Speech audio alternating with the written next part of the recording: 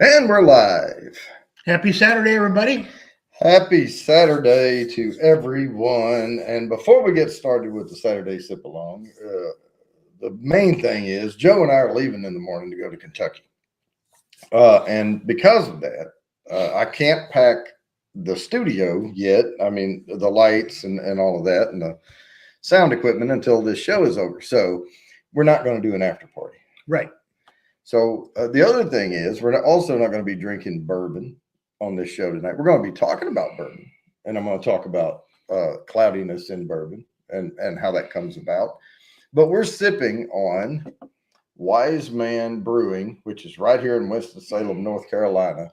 This is Mountain Calling IPA right here. It is only 6.6% alcohol by volume, but 82 IBU, and it has a little grapefruity, but it's really light in flavor. Little crisp, little IPA. Really good here from the guys at Wise Man Brewing. Very good. Yeah. Winston-Salem should be proud. Yep. So no after party tonight. So if anybody wants to do an after party, feel free to do it. But we're going to be in Kentucky. We're leaving in the morning. We're going to get there. We've been invited to the distillery for a pizza oven and some drinks. They're going to fire up the pizza oven. So we get to meet the folks. And then Monday, Tuesday, Wednesday, we're going to be shooting. And we're going to shoot tomorrow on the way. We got to get B-roll everywhere we go and figure out what's going to go into the documentary and what's not. We have our note system down. We have clapperboard. We can, do scene 1, take 1, all that type of junk. Scene 5, take 9. Hopefully it's not that much. But, I can splice and edit and do all that. Yeah, we have a gimbal. You're going to be walking around holding the thing, and it keeps the camera steady wherever he moves. It'll hold the camera right there. So if you trip and stumble and do this, the camera will just stay right on it. But I don't have tracking on the camera. But if you have multiple people in the scene, tracking doesn't work anyway. So, but with that, tonight's topic for Saturday Sip Along. If you've ever had bourbon like I do, where you don't drink it all up, which I used to, I never kept it long enough. But if you don't drink it all up right away, you may, in a very few bourbons, it's not common, but a few bourbons, you may see these little white clouds form in the bourbon. And that's what we're going to talk about today. Is cloudy whiskeys. And it's not just bourbons, it's whiskey. And it can even happen in the white dog. Moonshine can have, clouds and cloudy. So there's and I have a couple of bourbons I'll show you. I don't drink them anymore, but I have them. What's up, Big Tank Hank? And Mr. Fulton Moraz. So I have a couple, and I'll tell you, we'll get to why they're cloudy. And it has to do not with the first two things, right? So one thing that most distilleries know, I'm talking about not in NDPs, the non-distilling producers, but actual people who produce whiskey, know. Temperature on a still is vital, right? And it's called puking if you have your still turned up too high. and it's sort of like a pot boiling over on the stove. You can have your mash in there, and it can bubble up into the column of the still, and then if it pukes over into the mash, it puts cloudiness in there. That's first thing. The second one is most distillers know you don't distill all of the product out of the still, right? Because what you're eventually going to end up with is the fusel oils coming out, and it can happen in plant-based products, is all that type of stuff. So, but they tend to distill down, and then they'll stop at some point because it's going to add too much of the fusel oil into it. The third way that you can get clouds, and this is what's happened here, is not using properly distilled water to cut the bourbon. And there's too many minerals in the water. And that over time, after it's opened and all that, will cause that stuff to form. Now, the second piece of it, if you have a bottle on a shelf in a decanter and it's not a cork, it's not sealed properly, it's just a crystal sitting on crystal, you're going to lose alcohol out of that over time. And you can lose enough of the ethanol out of there that the fusel oils will take over. And you'll lose alcohol content, but you'll also, it could be harmful. It's not going to kill you, but it could make you sick if you drink too much of it. You won't get drunk off of it though, and that causes some of the cloudiness. But in this case, I know I haven't had these on the shelf very long, and I know where they came from, and they're both MGP. It's not the Trader Joe's, is it? No, it's not. These are both procured bourbons. These are NDPs, non-distilling producers, that got barrels from MGP, and they probably use tap water and not a distilled, because really you need an RO water in it, a reverse osmosis filtration system, which is more expensive than just a regular filter system. And most distillers will know that's what you have to have, and you want your water to be damn near void of any mineral content, any flavor whatsoever. I mean, you don't want to change anything. You cut with purified distilled RO water, going through that reverse osmosis filtration system. So that if they use that pure water like that, it won't cause this cloud in there. And the reason I say I know this is because I have a lot of MGP. Well, not a lot. I have 5 or 6 MGP procured bourbons, and a lot of them taste different from each other. So I know MGP knows how to distill it. So it's not the first thing. It's not the second thing. It's the third. What is fusel oil? Fusel oil is, so I don't know all, like, I'm not going to get like way scientific with it, because I don't want to steer anybody wrong, but fusel oils come out when you make like essential oils for like aromatics and things like that. Those contain a high volume of fusel oil because it's that plant oil that's coming out in there.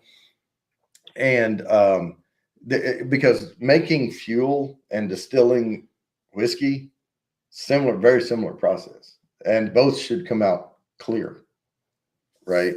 But one is ethanol, the other one is not, but in that mash, if you keep distilling, and you get down to a volume, this is the way I understand it, the volume where the grain in there is too high, you will start getting fusel oils coming out of that grain because it's a plant product.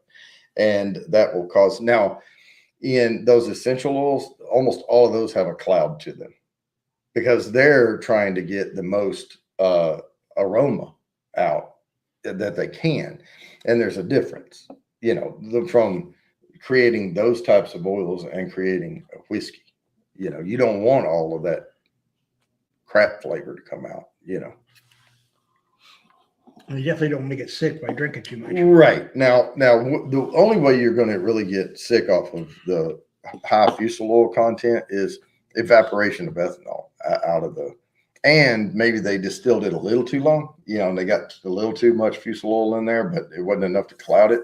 But as the ethanol evaporates out, it leaves a higher concentrate of fusel oil, and it will cloud the whiskey, and that's not good to drink. Now, I don't drink either one of these anymore. One of them is the Penelope.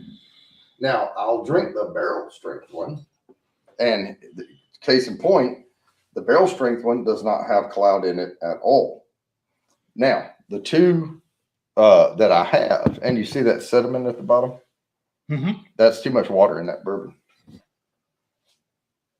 And the other one is this one. Now, this one's a little more prominent. Let's see if I can get it going. All right. Yeah, you see that clouds in there? Mm-hmm. Through there at the light? Mm-hmm. That is bad water. And they didn't use the right kind of water when they cut this down. And the reason that it's prevalent in these two bourbons, and let me turn this up so I can rile it up a little bit, and then you can kind of see the clouds in it. I know y'all can't see it on camera, but you can see them floating around in there. I see it, yeah. Now, that is from the wrong kind of water being used in here. And when fusel oil causes the clouds, the whole thing gets cloudy. What this is minerals in the water are starting to like collect stuff, and it sinks down to the bottom. And these are both 80 proof products, very pale whiskeys that they probably took a very high proof, and they just kept adding water until they got it down to 80 proof. But it was the wrong kind of water.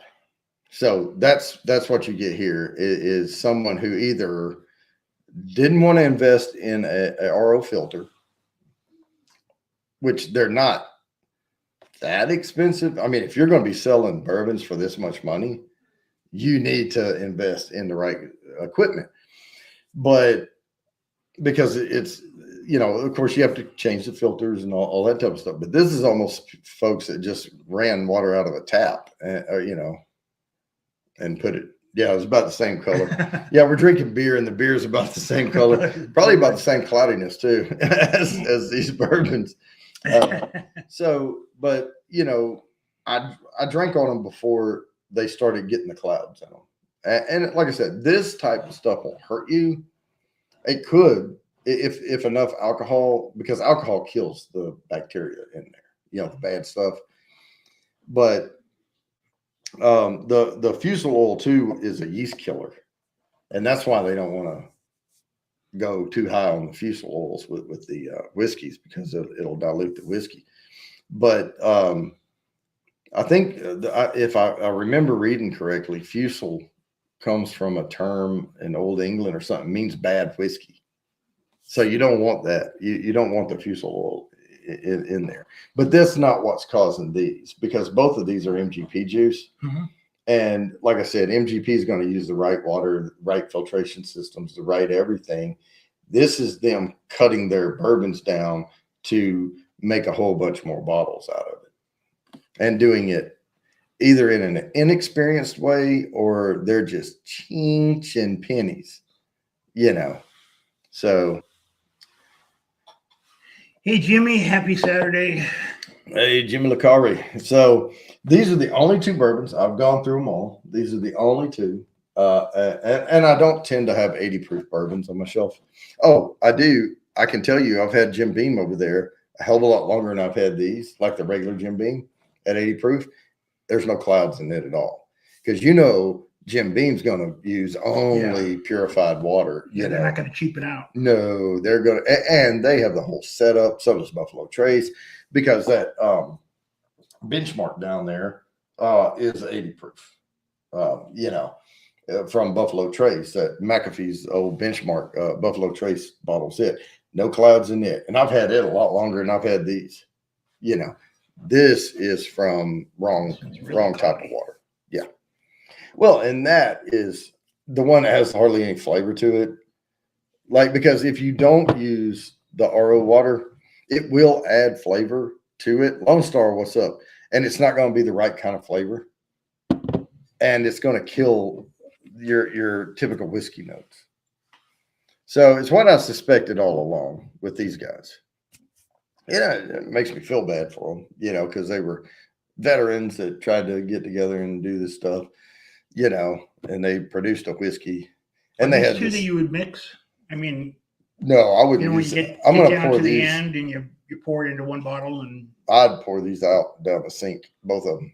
They have no flavor. If you mix these, the only time I would mix now, if I had a bottle that didn't have clouds in it, I would mix them for somebody that really doesn't like whiskey at all, and just put Sprite in it or something. Because if you just open it and the alcohol, hasn't evaporated out or whatever, like I said, it's 80 proof, but they're not going to taste anything. They're going to taste Sprite. And it's going to taste like Sprite with a little water in it. That's what it's going to taste like. But these are not good whiskeys. Now, the Penelope cast strength, that came right out of the barrel. They didn't cut it. And that's MGP juice, pure and square and simple. But this one is not a good one. Both TX bourbon. Yep. Yeah, I have a bottle of TX actually up here somewhere. And it's a good like daily sipper type bourbon. The one I have though is not the lowest one. It's the second step up. Where did it go? I'm trying to find it now because I was going to check it to see. Let's see, TX. Where did you go, TX? Twisted Our Lady in the house. I do not have too many bourbons. Everybody repeat after me. I do not have too many bourbons. I do not have too many bourbons. Yep. God, where did TX go? All right. I know it's a shorter bottle. I know what it's shaped like. That's what I'm looking for. Hey, Fulton, if you're still out there, I got a question. Did you get word from America's Got Talent? Did I put it down here? No. Well, it's here. I swear it's here. Somewhere. I know it. I have it. And they sent me a hat, and they sent me a little koozie thing, and they sent me a little book on their distillery. Gosh, where did it go? And I did a review on it. Oh, here it is. Good Lord, it's staring me in the face. This is the Firestone and Robertson Distilling Company.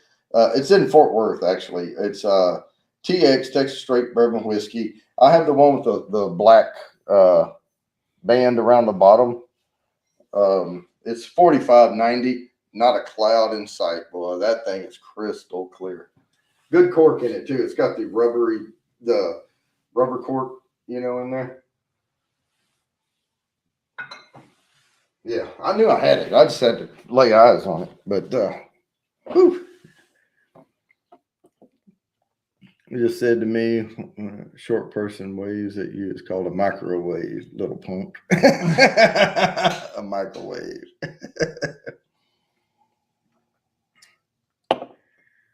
Samantha Lee, welcome. Welcome.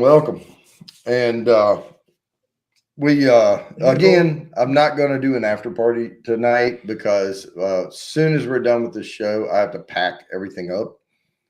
And I have to put all these lights in the car and get the road system all packed up. I have a little carry case for it that keeps it charged. But I have to make sure I bring the cord. I have to check all my cords and make sure chargers and stuff. Yeah, it would be hell to go without a charger, and we're going to be there. And we've been invited to the distilleries tomorrow evening or afternoon, early evening. They're going to fire up the pizza oven, and we're going to have a few drinks, and we're going to meet everybody at the distillery. Is this a special thing that they fire up the pizza oven? I think they're doing it because Monday's a holiday. I think they're doing it. I think it's going to be open to the public till 7, and then after 7, they run people out. But we're going to get there probably about 3 in the afternoon. We gain an hour going. We lose an hour coming back. It's by way of Google, it says it's going to take about 6.5 hours or 7.5 hours. I mean, which is really 6.5 by clock, because the time will. It's going to take 8 hours to get back. Which means I'm going to have very little time when we get back to set up for the giveaway, because we're going to get back. I'm going to have about an hour and a half, maybe. I'm hoping I'll have an hour and a half when we get back. We can leave as early as we want, though. Yeah, but define want. I mean, I'm not a 5. No, 6? I'm thinking 7. I'm thinking if we're out of there by 7 All right, o'clock. 7. That's Yeah, good. That'll cover the extra. that'll cover the extra hour. And because I have to get the lights out of the car, bring them all in here one at a time, get everything set up, so that's going to take me a little bit to do that. But yeah, we'll go live on time though for the giveaway, and then we'll watch Fulton win the prize, and then that's his expectation. Fulton never Whiskey answered my food, question. Well, he may not. He may have had to step away or something. He was here early. Again, we're drinking beer tonight, not bourbons. We are talking about clouds. Why do I get clouds in my bourbon? Why do I have looks like somebody spit in it? And that's what we are talking about here tonight. And there's several reasons for that, but I know where these came from, and the reason this was occurring in these two is they just watered them down too much to 80 proof, and they used the wrong kind of water. They did not use RO water, which is reverse osmosis filtered water. And the water had too many minerals in it, and it has caused a film. Now, it's hard to tell, though. This is not harmful to drink. But if the ethanol is escaping and the cork's not real tight, like this is real tight, right? And this one, it's really tight. There's no ethanol escaping out of these corks. Therefore, I can surmise that this is wrong kind of water. But if you're not 100% sure and you check your cork and it's loose, I would not drink the bourbon, because then that's fusel oil content overtaking the ethanol content. And one, it's going to lose its potency. It's not going to be 80 proof anymore if you're losing ethanol. And if you drink too much of it, it can make you sick. It won't kill you or anything, but it'll, upset your system. But if you lose all the ethanol out of it, alcohol will kill bad bacteria. I guess, at some point it could overtake, and then if you see green things floating around on top of your bourbon, don't drink that. little green blue make a lamp patches. with this. It's even got a place for the cable. Yeah, I know what that is. That's where that's that machine that makes them wine bottles, and has that, when the glass is hot, that metal goes up in there so it can keep it rotating, and it runs it through, and there's a little thing in the top of the bottle up here, and it rotates it down into the water and back out again, and then it'll turn it up, and it'll let all the water drain out and dry, and then they put the labels on it and all that junk. Mick T, what's going on? But yeah, we're doing a regular show, and I'm going to fire Orkin, and I'm going to take advice of a bunch of people, and I'm going to scorch earth when I get back from Kentucky, and I'm not going to there's not going to be an ant left within 100 miles of my house. That's good, because we got them next door too. Yeah. And whatever I do, you do it too, because we'll run them all off onto the neighbors. There you go. Yeah. Because if I just do it here, they're all going to run over there. The neighbors on my side aren't too friendly anyway, so they can have them. Yeah. So yeah, there's that. So any questions about it? Now I'm not an expert on fusel oils. I did, I read about it. I know kind of, what it all means, but I can't give you the breakdown of the calculations of and all that. And I know there's ways to remove fusel oils from, but that's a chemical process, and I'm not gonna. These are going in the drain, you know. So is what it is. Two down. I would say if you are looking for bourbons, now the Penelope is a dangerous one because it says straight bourbon whiskey on it. Now this one does not. This just says bourbon whiskey. So bourbon whiskey does not have to even age 2 years. It can age a few months. It can age a few seconds, but it's not going to have any color to it. But they just wanted to age it just long enough to get a little color to it and then water the hell out of it, right? And I bet they just hooked a freaking hose up to the thing when they were, proofing it down right out of the tap. That's my suspicion. This is darker than this. Well, and it could be that they even had a stronger bourbon to start with, or maybe they did age it 1 year or something, or whatever, or they got it already kind of aged. It could go either way, or maybe they were in a warmer climate when they aged it, and a hotter climate is going to bring out more of the wood, the color to it faster. So there's a lot of factors that go into that, but it didn't matter if they brought out the tannins and made it bitter because all they did was put enough water in it where you couldn't taste shit anyway. So that's, kind of where that one landed.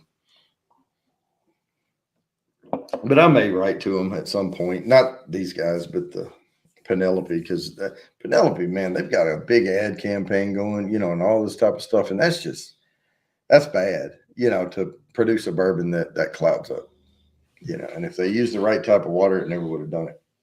So anyway, I don't want to be too pretentious about it, but I mean, I'm telling the world right here. Might as well tell them. Well, the world, all four people in the world. Yeah.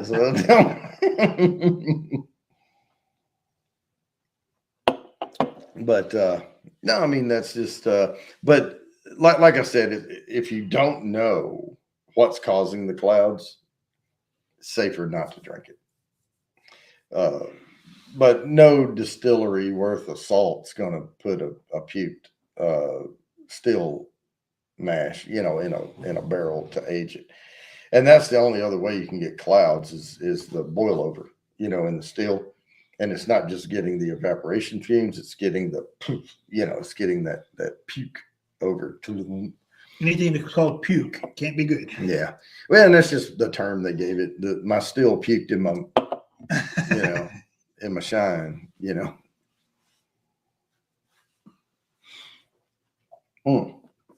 And it's not bad for you, the first one. It's just not pretty, and it can cause a different flavor,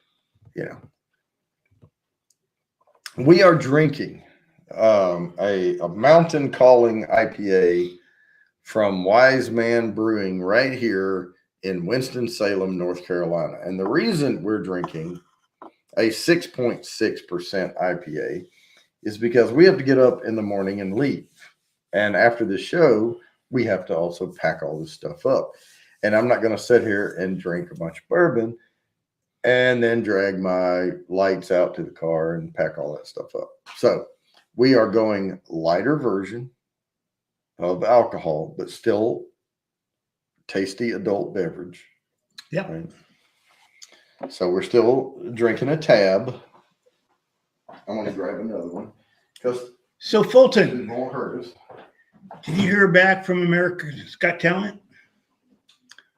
I've been dying to ask you that question all week.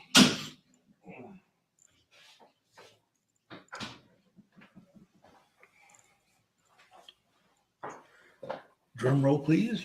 All right. Yeah, it takes a minute. Yeah, one thing I have noticed, and I don't set a delay or anything, but when I have both the StreamYard link up, the chat, and I also have the pop-out chat, I see chats sometimes sooner, yeah, like 30 seconds or so. So, it's patience. There it is. Yeah, not yet. Waiting to hear back. There you go. Well, good luck, Fulton. Because if we drink 2 of these, it's really drinking 1 of these. Except for I'm drinking more of it than you are. But that's fine because I have a high tolerance. Adam JB Games, yeah, morning, night, whichever. It is late afternoon, early evening here. It's 6:44 p.m. Yep, pretty close. Still daylight outside. Daylight savings. Yeah. Man, I tried to mow my yard all week long, and it rained and rained and rained and rained Yeah. and I didn't want to mow because I mean my lawnmower will handle it. You know, if the grass is still a little wet, I mean it can't be soaking wet. You know, I don't want to clog up my deck or anything, but it'll rut the yard. You know, if the ground's too soft, you'll leave like lawnmower. Pull the grass out. Well, not necessarily, but it'll sink. You know, I mean, that's a heavy ass lawnmower, you know, and the wheels on it, you know, they don't have knobbies on them. And if it's too slick and I try to go up some of those hills, it'll just sit there and spin, you know. And so I had to wait until it got semi-dry. And so I had to wait till after lunch today to mow the yard. So I mowed and then I had to weed eat because I'm leaving, you know, and I don't want my yard to look like a 5-day-old disheveled what's that guy's name on Andy Griffith's show when he was in the jail cell? Yeah, the drunk, yeah, the Otis. Otis, yeah. I didn't want it to look like Otis waking up from a nap.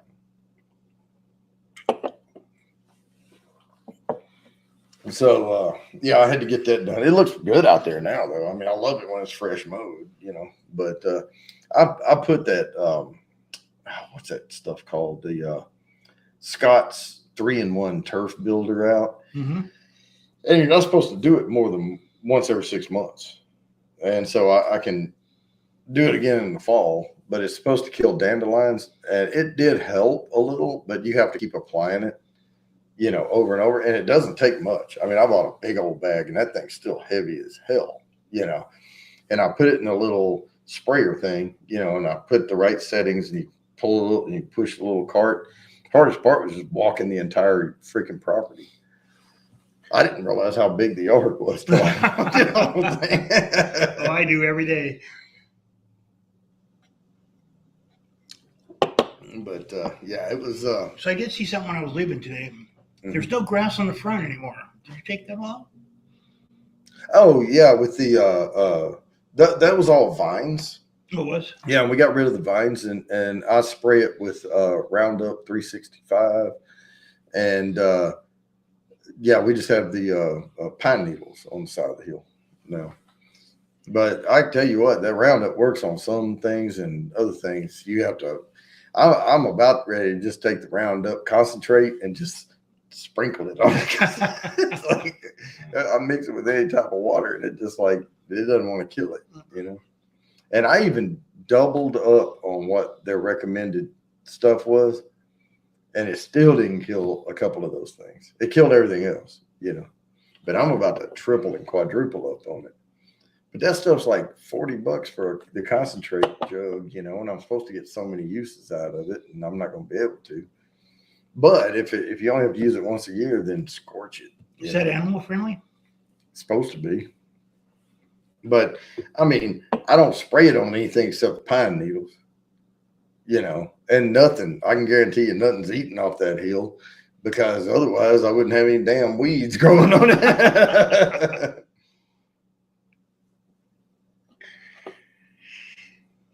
Yeah, I was thinking of renting a goat. Just letting him eat my grass. I don't want him climbing up that hill, knock all my pine needles down. Yeah. But now, typically you rent a goat if you have sawbriars and things like that. They love that stuff. They'll eat the hell out of that. So nearly midnight for Adam JB Games. Just got in from work. Cool. And we're not going to be up at midnight. We have to get up. No, we have to get sound asleep. Yeah. Hopefully, I will be. I'm going to take a melatonin about 9 o'clock. Hopefully, it'll knock me out by 10:30, and then I'll be up and ready to go.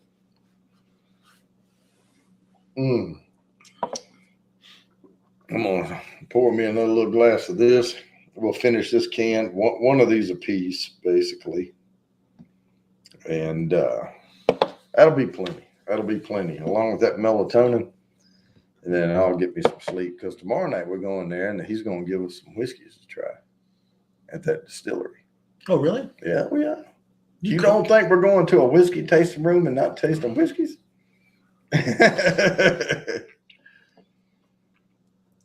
And we're going to be doing a documentary film on his operations. So we're not taking bourbon? We're not tasting bourbon? We're just tasting whiskey? Well, bourbon, and I think he makes it rye too. So. All right, man. I'm ready, man. Is there any other distilleries in the little town that we're going to? Nope. So all the people in this town work for that distillery? Basically, probably. I don't know. Well, 2 or 3 of them do. It's not a big place. See, I wanted to go do a documentary film on a place that was under or right around 10 years old. And I think he's been in operation 12. And you don't, question the, you don't look the gift horse in the mouth. You take what you get. Yeah, right. Wow. But fine, 12-year-old distillery, But a younger distillery, that's what I was looking for. Somebody that no one's heard of yet. Or if you have, you're probably from that area. And he has a very small distribution. He said like 90% of his sales to 95% of his sales comes from the tasting room. And so people come in, they buy bottles, they come in and taste it and they buy a bottle and leave. Type thing. Not anymore. The word's coming out. Yep. But he does distribute to Nashville and a few little areas and local. And just so everybody knows, this place we're going to is north of Nashville into Kentucky. Right. And it's close enough now. I can probably go ahead and tell what it is. I've been keeping it a secret, but it's called Dueling Grounds Distillery in Franklin, Kentucky. And that's where we're going to be. So, because I didn't want anything, I didn't want to jinx anything, But now, we're all up in the conversations and we're getting ready. And Mark and I, he's the owner, have been talking over the past few days, and we're coordinating what days we're going to do what on. He's reaching out because he locally sources all his grain from a local farm. He's reaching out to the farm saying, hey, when can we come out there? And oh, wow. We're going to see the, oh, man. That's Oh, going to be awesome. I mean, this is a documentary about soup to nuts, what it takes to have a distillery and produce whiskey, Oh, I thought it was just going to be to nuts. Nope, it's going to be soup too. Soup too. Yep. Wow.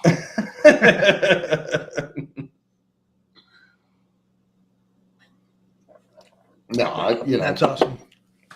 But I gave him because I interviewed him over the phone before, and I took a bunch of notes, and so I've staged up, about 10 or 12 interview questions to get started. And I told him, I said, these aren't in stone, but these are what I'm going to ask at first, but you take the conversation wherever, and we'll go from there. But I have questions in case we have a lull. Okay, well, tell me about yada, yada, yada, and I'll have that in my head, for doing it. So, but yeah, I think it's going to be fun. And once I start doing the post on it and everything, I'll start doing more. I'll put out teaser trailers and things like that.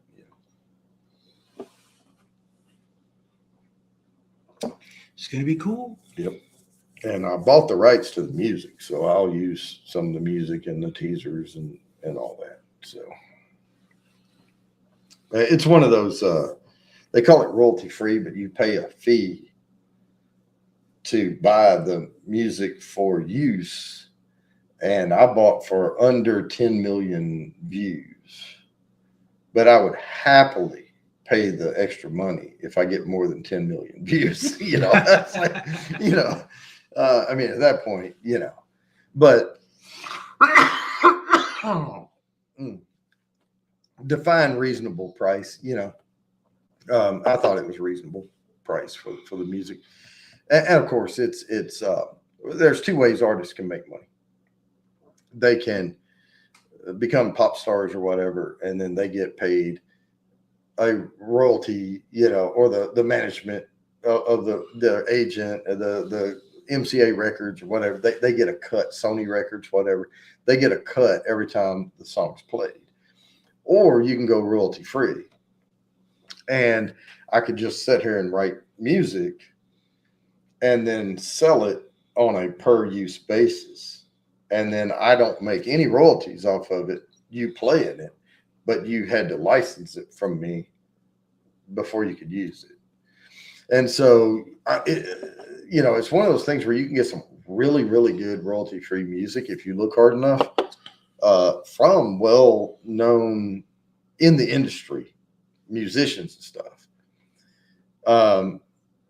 But once one of the stars, because they write music for songwriters and stuff, and help them, with their music, but then on the side they create other music and stuff, or it'd be something they created that no one picked up, or they didn't use it in a song, or they never got signed or whatever, and then they sell it a licensed version.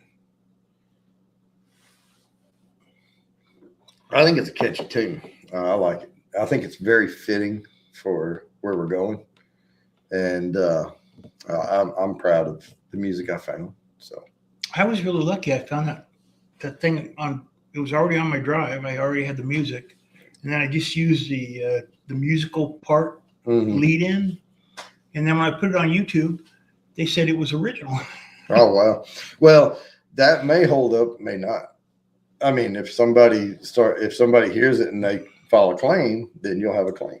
Yeah, well, that's true. But I think the people that made this music are dead by now. Maybe. But but then, there's always, depending on who they were, like Elvis been dead forever, but you play his songs and somebody getting a cut, it just depends on what all they did. But, and who owns the rights to whatever now. And it could be that some big company owns the rights to that, but it's in some box in a warehouse somewhere and they don't even pay attention to it. It's fine with me. It's great music. But there's also things you can do. Like if you play songs, you can do a cover on YouTube. I can cover anybody on YouTube. I will get a copyright claim because I sang the song, right? But I have to share the royalties. I have to share any profit made with MCA, Sony, whoever.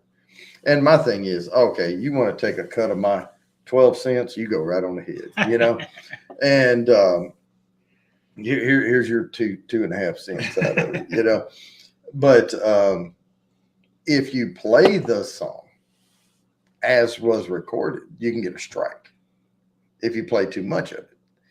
And the thing is, if you play, you can go buy a karaoke version of a song and you will get multiple tracks. You might pay $8 to, anywhere from $5 to $12 or something, for the karaoke version. And you will get the full track. You will get guitar only, this vocal only. You'll get, different things. And then you can queue up in your karaoke what do you want?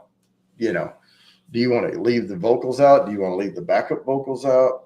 Or do you want the backup vocals in and you sing lead? Or do you want all the vocals but no guitar so you can play the guitar with it? Because there's different versions of what you can do.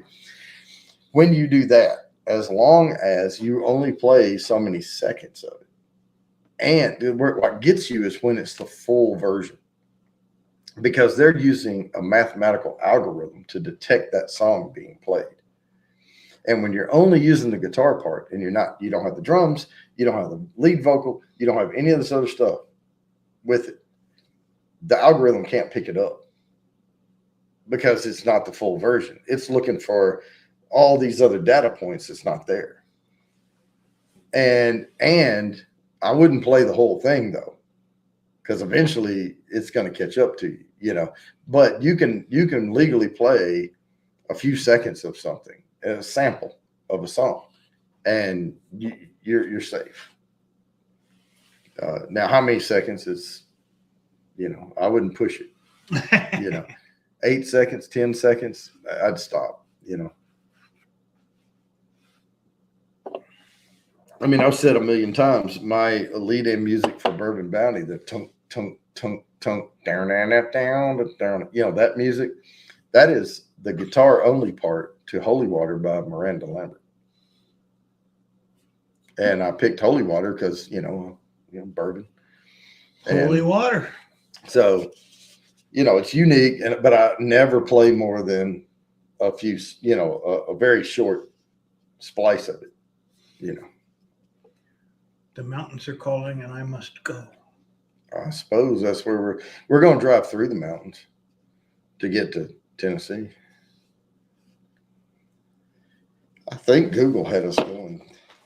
Yeah, it has us going up through Virginia and back down. Google, stop. I said the word. Yeah. And the damn thing woke up. Any questions, guys? There's 2 on the eyeball. I've talked about cloudiness in bourbon and what it means and when it's dangerous and when it's not. Or it's not dangerous. Well, dangerous, you're right when it is. When enough that oil's in it, it can make you sick, but so that's dangerous. But yeah. But define danger, I mean, I think of danger as lethal, I think of danger. You want any more of this? No, thanks. I'm going to swish the bottle. I think of danger running down the hall puking. No, I don't. I think that is a good night. Especially if I'm running. Good night, but just not a good morning. Yeah. No, I'll tell you danger. I was in the military and we went to somebody had a tower apartment and we were over there at wherever it was. And we were having a party and we had, what's up, Moose Gal? And we were way up on like the 7th floor or whatever, of this tower apartment. And this one guy was like, man, I'm fast. I can outrun anybody in this room. And I said, no, I don't think you can outrun me. And back then I was fast. I was nimble and fast. And the reason I was fast is I played football and I wasn't very big. So if they ever caught me, they were going to pummel me. So I learned to run fast as hell. I was like Forrest Gump fast. I was like, and so, but I could get on the balls of my feet and man, I could tear it up. So we'd been drinking and, she said, Moose Girl said, hi to the dude next to Jody. This is Joe. Yeah. And, but I finally, I was like, come on, let's go race. And so we went down the elevator and out, and they lined everything up and all that. And a lot of people stayed in. A few people went out, to set up, here's where we're racing to here. And we're going to start you off and all that. And they had their arms in front of us and everything. And it's like, go, and we took off. So we ran the race. And then we go back upstairs and everybody's like glued to the door when we come in. They're like, how'd it go? And that dude, he goes, he fucking fast. I was like, but man, I had a headache after that because I'd been drinking a bunch. And I turned it off, to do the foot race. And man, I got upstairs and I started trying to drink some more. And then back then we drank Bud Light a lot. And I was trying to drink that. And my head was going boom, boom, boom. But I got over it after a little bit. But I had to slow down for a bit. Don't exert too much physical, abilities when you have a light head due to alcohol. I don't know what you call that when it starts thumping like that. But boy, my head was just like thump. It's like I could feel my pulse, all in my head. Excedrin headache number 24. Yeah, something like that. But I gave running too fast. I gave it all I had. But back then I ran. We ran 3.5 miles every single day, and then 10 miles on the weekend. Every other weekend we ran the 10-mile loop. And but every morning we would do Well, in the winter we did about 3.5 miles, and in the summer or spring and fall when the weather was nice, we would stretch it to maybe 4.5, 5 miles and come back because it was just nice out, you know. But on those runs, we would run at a much faster pace, you know, coming back, and then we would sprint out at the end, and that's where I got my speed from, sprinting out at the end of those runs. But the danger comes in though. If you have somebody that's not used to doing it a lot and they're damn exhausted at the end of the run and we all start sprinting, your legs will vanish from your brain below you and running on asphalt. And if your legs get rubber and you're running full out, depending on how fast you can run, you could lose teeth. Yeah. Face dive. Yeah. Much like trying to climb a hill that's snow covered. Face dive. Yeah.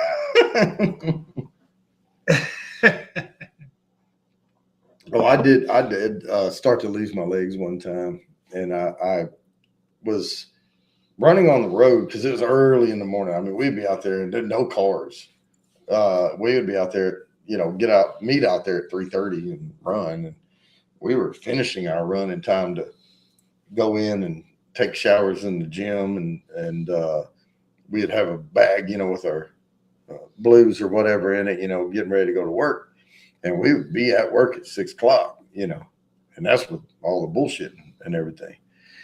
But we were running, and I had, you know, regular old shorts and, you know, the BDU t-shirt on or whatever. And man, I'm clipping down through there, and I felt my legs start going. And I went from the road to the sidewalk to the grass. And that's when I bit it. You know, I bit it to the grass, and I just kind of rolled with it, you know. I didn't want to get road rash. Oh, yeah, definitely not. Yeah. I could just see my hands trying to, you know. But I had maybe a next morning or afternoon or something, I might have had like, you know, or something. But other than that, I made it through just fine.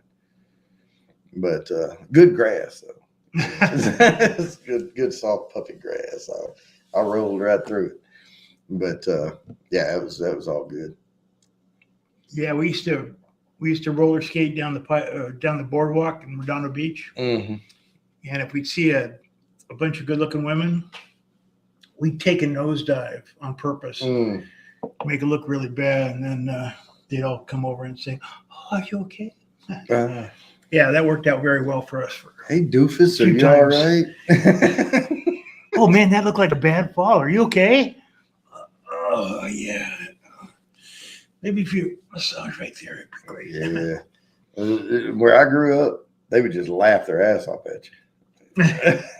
Yeah, not in California. Oh, well, different world. Because most of the girls, high school and everything, barrel racers and, you know, little rodeo queens. And if they saw you on roller skates, they'd be like, "What is that?" Yeah, roller skates were the thing. California on the beach. We had, I remember in my hometown, we had a roller rink for a little while. It was all that disco shit, you know, with the ball and everything, and they would do limbo bars and people would skate through and all that. But all it was, like us kids would go in there and we wouldn't even roller skate, you know, like we were in like junior high school. We would get skates and we'd maybe make a round or something. And we were all hanging out or along the rail or, you know, like talking across the rail, and people be sitting at pub tables, you know, on the other side of the rail. And there was always some of these old guys out there with their shirts unbuttoned with gold chains on, big puffy hair, out there skating backwards and spinning and doing all that stuff. And nobody was watching them at all. We were just like, oh, whatever. You know? I know that ground's hard, that rink. And I used to play ice hockey for a little bit. We got into roller hockey. I had roller blades, though, not, you know, roller skates. And we got to play in that. And then they're like, "Oh, man, we have an ice hockey thing. You know, you want to play?" I'll tell you what, the one thing I hate about ice hockey and we didn't have the right skates. The only skates we had were the regulars, the figure skating skates. And figure skating skates have a solid flat bottom blade on them. And ice hockey has two blades on the ice. There's no drift on an ice hockey skate. I mean, you can cut and slide and spray people with snow, but on a figure skating thing, like the ones they rented out, they're flat on the bottom, and if you stop, you'll drift. You'll keep going sideways. Yeah, that was the weirdest freaking feeling. And I didn't play that very long because I didn't have the right skates, you know. Yeah, I could not ice skate. I could roller skate, great, but for some reason, ice skates didn't agree. Well, it's hard to skate on, like with the rentals. And if they don't rent ice hockey skates, because the figure skates are flat on bottom, they have a toe pick, they have an extended thing at the back, you know, sticking out. And when they do all these lutzes and axles and all this bullshit, that's what they're designed for, you know. But ice hockey's made to sharp stops, cuts, you know, digs, you know, build speed fast, you know, that type of stuff. And I just never tried it on the right type of skates. Yeah, when I tried to do a Lutz, I looked like a klutz. I think I may have done one time, but I certainly didn't mean to. No, but I stuck with the rollerblade, and we'd play on we had a tennis court that no net, and they put nets at each end, and of course they were a little bit smaller than like ice hockey rink net, you know, goalie nets, and it was easier to guard. But we used a little rubber ball. And now I say a little rubber ball, that little motherfucker was heavy. You got hit with it, you know. But these guys came out there and they were trying to use a puck with a little ball bearing in it, you know, the 4 little balls in it. And we're watching them and we're like, man, them guys are insane. And they don't have any guard equipment on or anything. And one of them took it in the shin. It broke his shin bone. Slap shot, just right to the shin. And we watched him crumple and we were like, yuck, we'll stick with this ball, you know. But I used to grab that thing, and I'm left-footed, so I used a left-handed hockey skate. I'm right-handed, but I'm left-footed. So my dominant foot was my left foot, and that was my dig foot for my slap shots. So when I went to buy a hockey stick, I'd never played before. I bought a stick that felt natural to me. And, you know, I mean, I golf, you know, with a right-handed club, but the left-handed hockey stick felt natural to me because of my dominant left foot, you know, and that was my plant foot. So I got out there and, man, I could pick that ball up and bounce, and boom, you know, and just tip it over into the net and stuff like that. You can't do that with a puck. I mean, you can. You can. You can, but you got to be skilled. You don't have to be that skilled to do it with a little ball. Because you can scoop under that thing, it'll come up off the ground. And that puck, you got to get it flipping, you know. Yeah. And you got to tell everybody to stay out of the way. Yeah. Well, should we end we're going to go ahead and end this thing. And guys, if you missed it early on or rewatch or whatever, we talked about clouds and bourbon, why you have cloudy bourbons sometimes and all that. So I'm not going to rehash everything, but you can go back and watch the beginning and see why. And if not, guys, we're going to wrap this up. There is no after party tonight because we have to pack. Have a good weekend, everybody. Yep. And we'll see you after the Kentucky trip for the giveaway on June 2nd. Be there or be square.